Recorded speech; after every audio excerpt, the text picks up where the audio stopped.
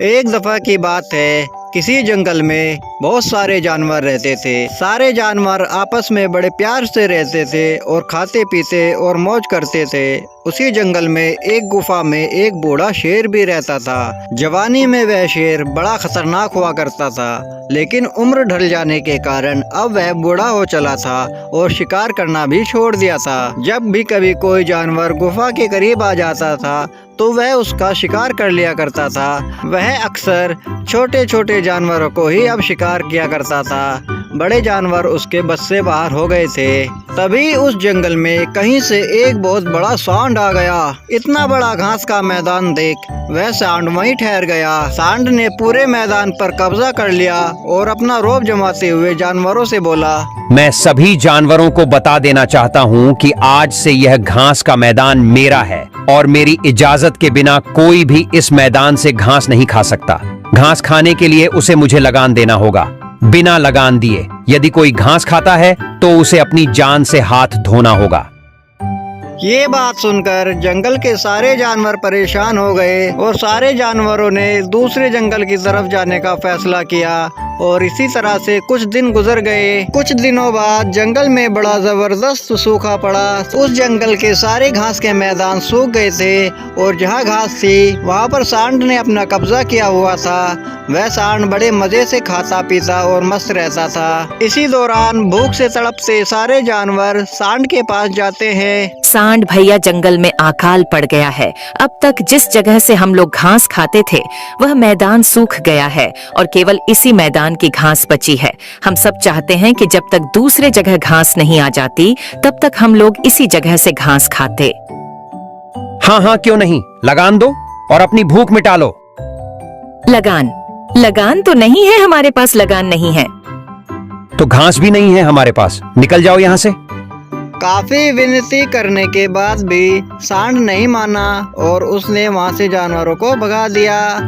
इतना सुनने के बाद सारे जानवर जंगल छोड़कर जाने का इरादा करने लगे। तभी उनमें से एक हिरन बोला, हमें उस सांड को सबक सिखाने के लिए कुछ न कुछ जुगाड़ करना होगा। हमें उस सांड को ऐसा सबक सिखाना चाहिए कि वह जीवन भर याद रखे। इस तरह हम कितने दिन तक सांड के सामने झुकेंगे। लेकिन हम कर भी क्या सकते हैं?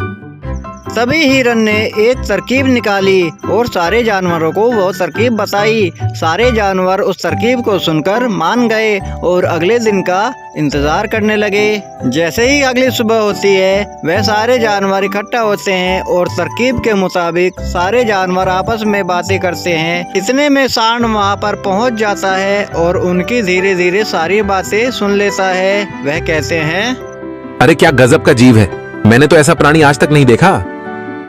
हाँ भाई, सही कहा। जो मांगो वह झट से दे देता है, मानो कोई जादू हो। उसके पूंछ में आज तो घास खा के मजा आ गया। सही कहा भाई, अब तो हमें घास के मैदान की भी जरूरत नहीं है। अब तो बस गुफा में जाना है और घास खा के आ जाना है।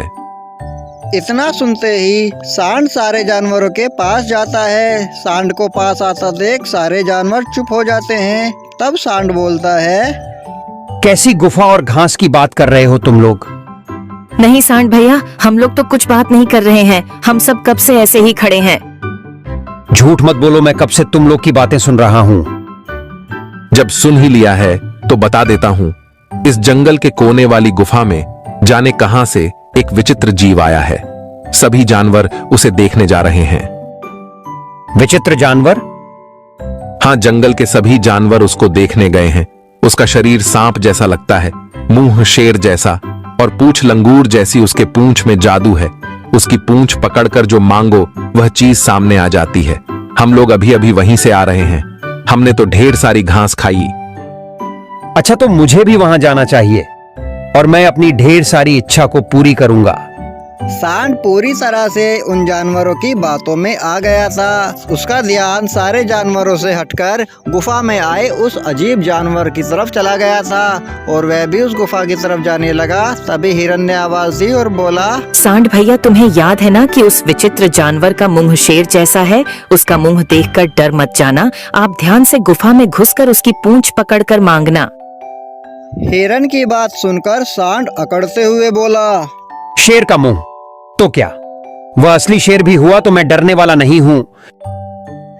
इतना कहकर सांड अकड़ते हुए बड़ी शान से उस गुफा के अंदर जाने लगा। ये वही गुफा थी जिसके अंदर बूढ़ा शेर रहता था। सांड को अंदर जाता देखकर सारे जानवर चुपचाप पीछे पीछे आते हैं और तमाशा देखने के लिए खड़े होते हैं। उधर सांड ने देखा यहाँ तो वाकई में उसका मुंह शेर जैसा था। फिर उसे लगा कि इसका मुंह शेर जैसा है और वह उसको जानवर समझ रहा था। और कुछ ही देर बाद वह सांड बेचारा लड़खड़ाता हुआ बड़ी मुश्किल से बाहर आता हुआ खून में सना हुआ था। सारे जानवर ये देखकर बोले, काहो सांड भैया, देख लिया विचित्र जानवर?